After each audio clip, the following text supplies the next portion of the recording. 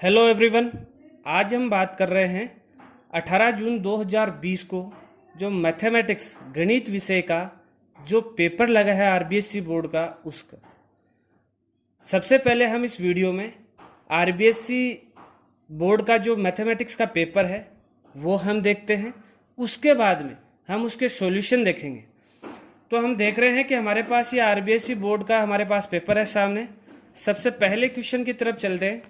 तो हमारे पास यहाँ से सबसे पहले क्वेश्चन में दे रखा है कि यदि फलन r tends to r F X equal to X square plus 5x plus 9 हो तो एफ इनवर्स 8 तथा एफ इनवर्स 9 का मान ज्ञात करना है। तो ये हमारे पास पहली प्रश्नावली से पहली एक्सरसाइज से क्वेश्चन है। दूसरा हमारे पास दूसरी एक्सरसाइज से क्वेश्चन है। तो इस प्रकार से हमारे पास ये क्वेश्चन है। ठीक है, आपको बात दे रखे हैं। पहले पेज पे हमारे पास 1 से लेकर 7 तक क्वेश्चन है। हम अगले पेज की तरफ चलते हैं। तो अगले पेज पे हम देख रहे हैं कि हमारे पास 8 से लेकर 13 तक क्वेश्चन है।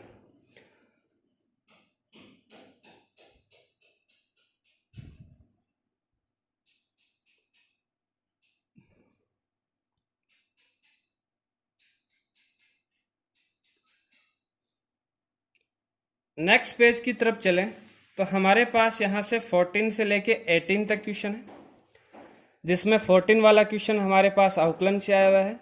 15 वाला क्वेश्चन हमारे पास स्पर्श रेखा और अभिलंब के समीकरण से आया हुआ है। 16वां क्वेश्चन हमारे पास इनवर्स त्रिकोणमिति से आया हुआ है।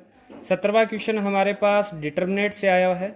और 18वां क्वेश्चन हमारे पास समीकरण निकाय को हल करने वाले क्वेश्चन से आया हुआ है, जहाँ हम इनवर्स से एक्स वाई और जेड का मान निकालते हैं। उसके बाद में आगे की तरफ चलते हैं। तो हमारे पास क्वेश्चन नंबर 19 से लेके हमारे पास इस पेज में 25 तक है। 19 वाला क्वेश्चन समाकलन से आया है, जिसमें x बराबर a tan square theta put करते हुए हम इसको हल करते हैं। उसके बाद में क्वेश्चन नंबर 20 जो कि समाकलन के अनुप्रयोग से आया हुआ है, जो कि हमारे पास दो परवलय हैं और उन दोनों परवलयों के मध्यवर्ती जो क्षेत्र है उसका क्षेत्रफल ज्ञात करना है। अगला क्वेश्चन है 21वां, जो हमारे पास वृत्त का समीकरण दे रखा है और रेखा का समीकरण दे रखा है, और हमें कहा गया है एक्स अक्ष के मध्यवर्ती और प्रथम चतुर्थांश में स्थित क्षेत्र का क्षेत्रफल ज्ञात करना है। क्वेश्चन नंबर 22 और जो 23 है वह है हमारे पास बर्नौली प्रमेय से आया हुआ है। 22वां क्वेश्चन बर्नौली प्रमेय से है। 23वां क्वेश्चन भी बर्नौली प्रमेय की जो एडवांस फॉर्म है वहाँ से आया हुआ है। जो 24वां क्वेश्चन है वह अवकलन के अनुप्रयोग से आया हुआ है, जिसमें हम उच्चिष्ट और निम्निष्ट के अनुप्रयोग हैं उन्हीं में से है। 25वां क्वेश्चन हमारे पास आलेख विधि से समीकरण रैखिक प्रोग्रामिंग समस्या को हल करने का जो चैप्टर है उससे आया हुआ है। सिंपल सा क्वेश्चन है। उसके बाद में चलते हैं तो हमारे पास क्वेश्चन नंबर 26 इस पेज पे हम देख रहे हैं। 26 से लेकर 29 तक है। 26 क्वेश्चन में हमारे पास कहा गया बिंदु x बराबर 1, 2 और 3 पर सांतत्यता एवं अवकलनीयता का परीक्षण करना है। 27वें क्वेश्चन में हमें सिद्ध करना है, जो कि एक्सरसाइज नंबर 10 या 10वीं जो प्रश्नावली है उससे आया हुआ है। और क्वेश्चन नंबर 28वां हमारे पास सदिश वाले चैप्टर से आए हुए हैं, जिनमें दोनों में हमें सिद्ध करना है। और जो हमारे पास 29 वाला क्वेश्चन है उसमें हमें कहा गया है कि निम्नलिखित रेखा युग्मों के मध्य न्यूनतम दूरी ज्ञात करनी है। और यह क्वेश्चन 3D वाले जो चैप्टर है उससे आया हुआ है। उसके बाद में हम बात करते हैं क्वेश्चन नंबर 30 की। और क्वेश्चन नंबर 30 हमारे पास प्रायिकता से आया हुआ है, जो कि एक बेज प्रमेय का क्वेश्चन है। अब हम बात करते हैं इंडिविजुअल इनके सॉल्यूशन की।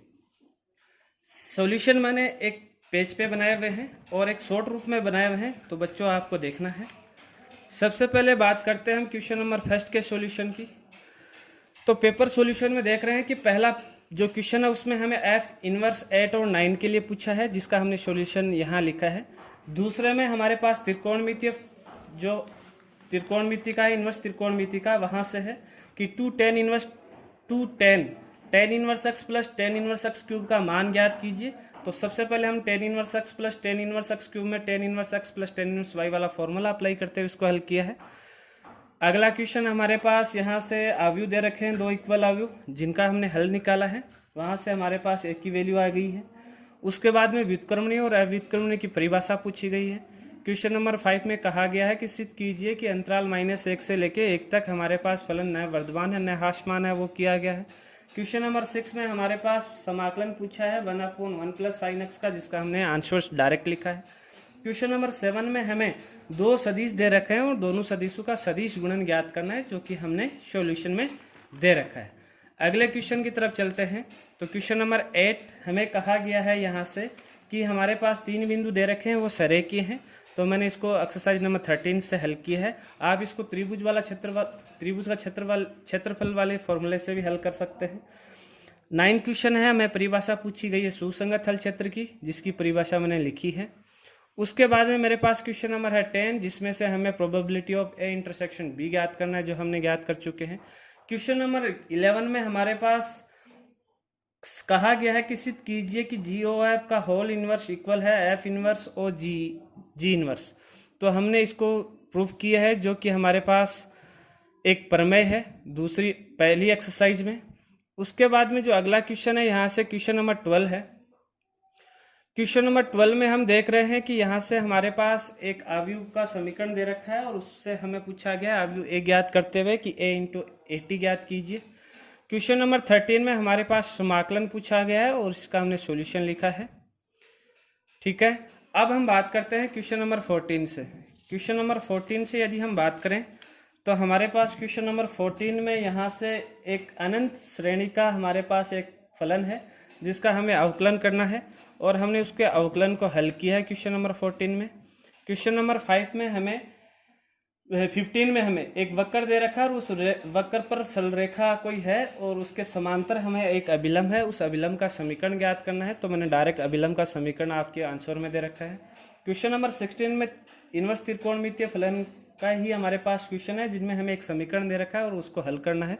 तो डायरेक्ट इसका हल दे रखा है हमारे पास x = हमारे पास आएगा +-1/2 √3/7 और -1 इसको इक्वेशन को संतुष्ट नहीं करता है, तो हम केवल और केवल प्लस वाले को लेंगे। अगला क्वेश्चन है 17, जो कि डिटर्मिनेंट से है, सारणिक से है और उसको हल करना है, प्रूव करने के लिए कहा गया है। क्वेश्चन नंबर 18 की बात करते हैं तो हमारे पास एक आव्यूह का समीकरण निकाल दे रखे हैं और उनकी सहायता से x, y और z की वैल्यू निकालनी है। क्वेश्चन नंबर 19 में हमारे पास यहाँ से समाकलन करना है कोस इनवर्स √x/a + x का। तो हमने यहाँ से x = a × tan² theta put करते हुए हम इसका समाकलन कर सकते हैं और इसका सॉल्यूशन और जो आंसर है वो इसमें लास्ट में दे रखा है। अब हम बात करते हैं यहाँ से क्वेश्चन नंबर हमारे पास है 20 से। क्वेश्चन नंबर 20 में देखें तो हमारे पास यहाँ से कहा गया है कि परवलय दे रखे हैं, उनके मध्यवर्ती का क्षेत्रफल ज्ञात करना है। तो हमने इसका सॉल्यूशन प्रोवाइड करवाया है आपको। ऐसे ही क्वेश्चन नंबर 21 है। क्वेश्चन नंबर 22 हमारे पास यहाँ से अवकलन समीकरण दे रखा है, जो कि अवकलन समीकरण वाले चैप्टर से है और ये बर्नौली प्रमेय से क्वेश्चन बनता है, तो हमने इसको हल कर रखा है। अगला क्वेश्चन है 23, जो बर्नौली प्रमेय का जो एडवांस रूप है उससे आया है और इसका भी हमने सॉल्यूशन कर रखा है। क्वेश्चन नंबर 24 हमें कहा गया है सिद्ध कीजिए कि दी गई तिर्यक ऊंचाई और महत्तम आयतन वाले शंकु का अर्ध शीर्ष का जो कोण है वह है tan इनवर्स √2 होता है और एक छोटे भाग में हमने इसको बताया हुआ है कि x बराबर इस प्रकार से आप पुट करके हल कर सकते हो। उसके बाद में हमारे पास है क्वेश्चन नंबर 25, जो कि एक हमारे पास लीनियर प्रोग्रामिंग से है और हमने इसको आलेख विधि से हल करने की कोशिश की है। उसके बाद में है क्वेश्चन नंबर 26 में हमारे पास एक फलन दे रखा है और कहा गया है बिंदु 1, 2 और 3 पर उसकी कंटिन्यूटी और डिफरेंटिबिलिटी का परीक्षण कीजिए। तो ये है x = 1, 2 और 3 पर कंटिन्यू है, बट 1, 2 और 3 पर ये डिफरेंटिबल नहीं है। उसके बाद में हमारे पास एक सिद्ध करने वाला क्वेश्चन है चैप्टर नंबर 10 से, जिसमें हमें एक समाकलन है और उसको सिद्ध करना है। तो कुल मिला के मैंने यहाँ से इसको सिद्ध किया है। अगला वाला क्वेश्चन की बात करते हैं तो हमारे पास आता है question number 28। Question number 28 vector वाले चैप्टर से आया, जिसमें 2 भाग हैं। ठीक है, दोनों भाग में ही हमारे पास सिद्ध करने वाले क्वेश्चन है, तो दोनों भागों को हमने सिद्ध किए हुए हैं, हल कर रखे हैं। उसके बाद में अब यदि हम बात करते हैं क्वेश्चन नंबर 29 की, तो इसमें भी 2 क्वेश्चन है और ये भी हमारे पास 3D से है, जहाँ हमें न्यूनतम दूरी ज्ञात की गई है। पहले वाले समीकरण में हमें कार्तिक समीकरण दे रखे हैं, दूसरे वाले समीकरण में हमें रेखा के सदिश समीकरण दे रखे हैं। तो हम इन दोनों को सदिश समीकरण में कन्वर्ट करते हुए हल किए हैं, पहले वाले समीकरण को भी, और यहाँ से फॉर्मूला लगाते हुए हमने इसको हल किया है। इसका दूसरा भाग है, उसमें हमारे पास डायरेक्ट सदिश समीकरण दे रखा है और उसको भी हमने हल कर चुके हैं। क्वेश्चन नंबर 30 है जो बेच प्रमेय से है, और बेच प्रमेय से हम इसको किस प्रकार से हल कर सकते हैं ये भी हमने इस वीडियो में बताया है। यदि बच्चों आपको मेरा जो बताया गया आपको अच्छा लगा तो आप मेरे बिल्कुल YouTube channel Rakesh Sharma maths अड्डा को सब्सक्राइब कीजिए और ज़्यादा